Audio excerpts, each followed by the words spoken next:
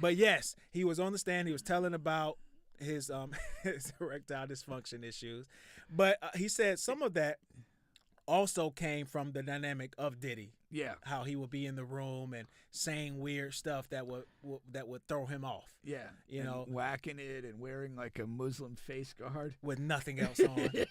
a Muslim. You had to remind us of that. A Muslim face guard with nothing else on. Yeah. And that would throw him off. And so he would have to come up with different ways and different strategies and different things, get ED pill, but also do other things in order to be able to do it right. And at first, when he just took the ED pill, then he couldn't finish at all, right? Yeah. But he eventually got it worked out and did it. So this time, this particular male escort, the Punisher, he would finish on Cassie, okay? And then when it's time for cleanup, Diddy would come over and lick it off of Cassie.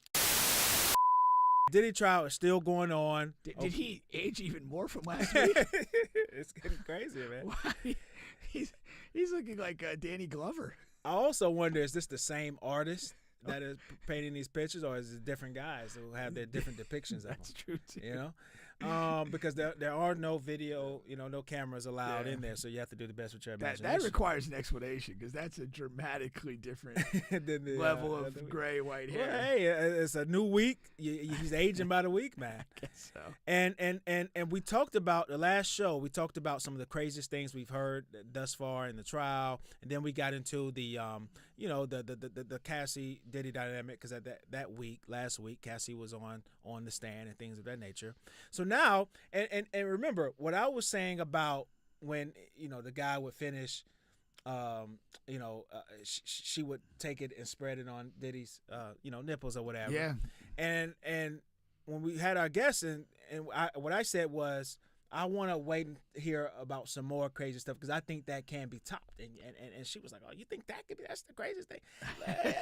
Let's just wait and see. And I think I have heard something that can top that. You have. From this Diddy trial. And that's the reason why I bring this up. Okay, what do we got now? All right. So you have one of their the male escort guys. Yeah.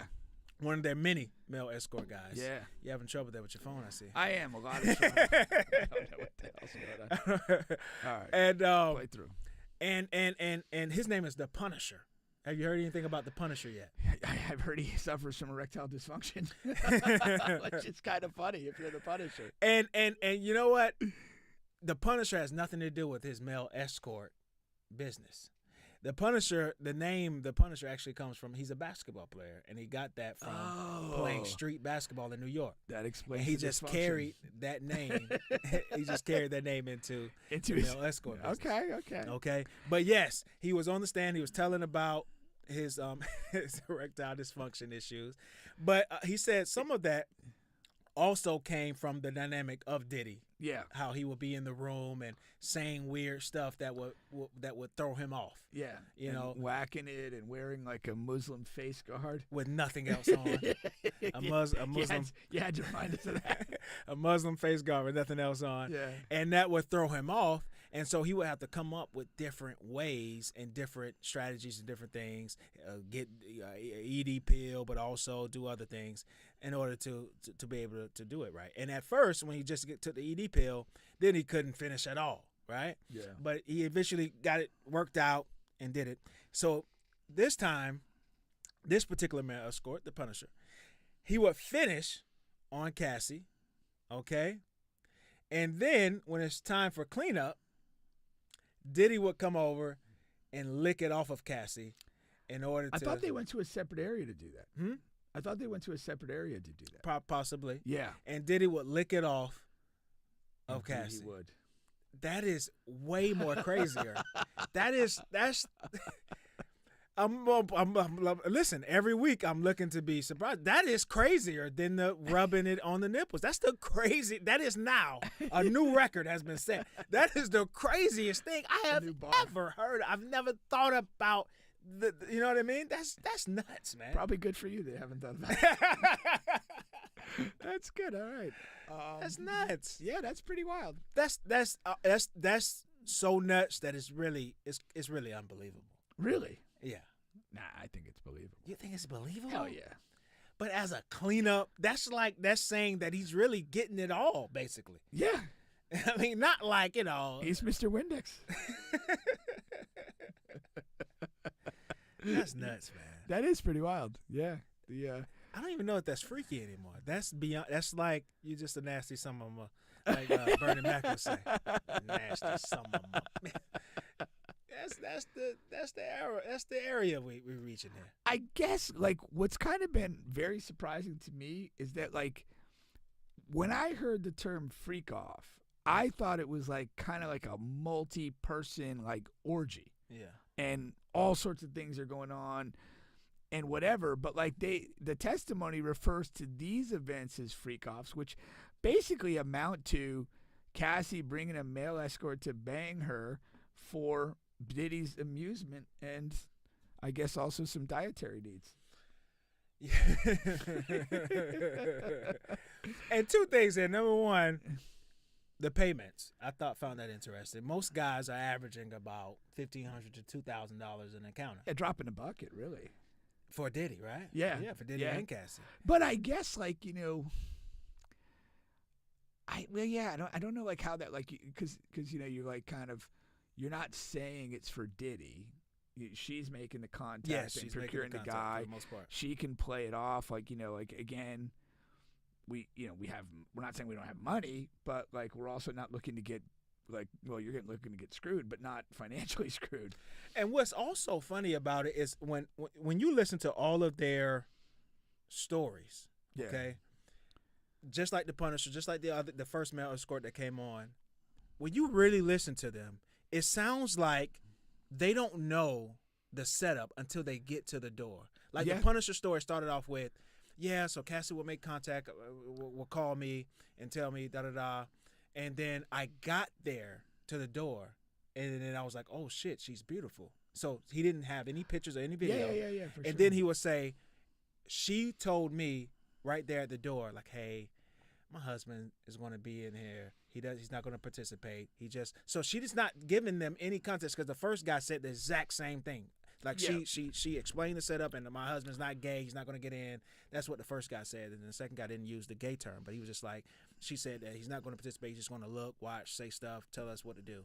Right. And you'll get paid and you can leave. And he was like, yeah, $2,000 for 40 minutes, whatever. Yeah. I mean, I would imagine like that's how you'd want to do that. Okay. Like, if you're going to go on a date with somebody, you might send some pictures so they know what they're walking into, but this is prostitution. Like, you're not going to necessarily want to send, here's a picture of me. That's just kind of not how prostitution works, I think. But even beside the picture thing, setting it up, like the setup. Yeah. Like, I would think, like, you would know what's the setup. To me, if you're in that a prostitute, if you're in that world, like this is kind of what you do. People are paying for you to perform, and they don't always have to tell you exactly how to perform. There might be some direct understandings, like I'm not into homosexual activity, whatever. It might very basic, but beyond that, it's like you're being paid to do a job. Yeah, and it's kind of like you got to be ready to perform. Yeah. No different than Paul George with the Sixers, man. You got to perform.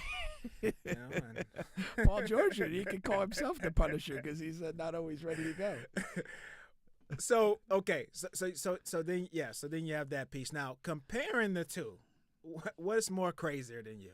The rubbing it on the nipples part, or this? It seems like that last week shocked you and surprised you more. Are you just more null or dull to what's going on now, or what's more crazy? Could be that. Like I guess. All right. I mean, at the end of the day, in the most recent disclosure, he's eating a load. Like, men who give each other oral sex, that some choose to swallow or whatever. To me, what's a little way to look at it. So the thing that's weirder is you're gonna put another dude's load on my nipples, and then what? I'm just supposed to sleep like that? Like, what's going on? What is the point of that? Like, do you want Cassie to then lick it off of you? That's what I'm thinking. I mean, like, unless he's got some hellacious man boobs, I don't think he can lick it off himself. I mean, so it's kind of like, what are we doing this for? Yeah. You know, so I guess that's what, you know, I kind of like looking at it as.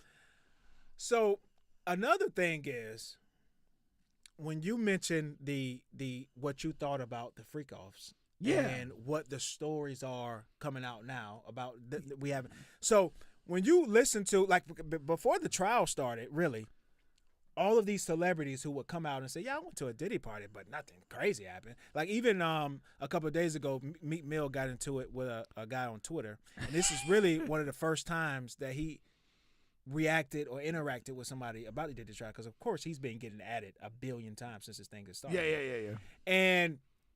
And just like him, he followed suit with everybody else. Like, you know, hey, I've been to many. Meek Mill was saying, I've been to a million Diddy parties, but I've never seen anything like what they're talking about here.